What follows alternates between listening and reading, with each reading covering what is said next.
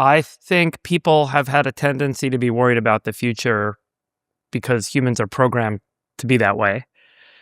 We always were worried about some predator coming around the corner and eating us. Like we're tuned to survive, right? So we're tuned to there's always some existential threat to humanity. This goes back to kind of biblical eras, thousands of years ago.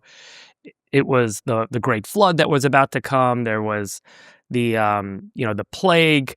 The plague's going to wipe us all out.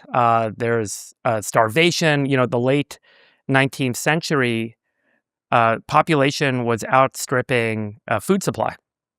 And there was this big belief that we were going to run out of food. And there was this kind of rush and the primary reason was all the world's fertilizer actually came from these guano fields off of the South American coast. So these giant islands covered in poop.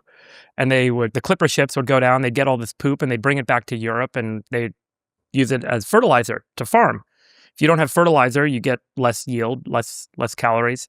So the islands were kind of diminishing and there was this big call to action. We're going to run out of fertilizer. The world's going to starve. We're going to die. And then there was this invention called the Haber-Bosch process where they figured out how to take nitrogen from the atmosphere, compress it, and make fertilizer. Boom.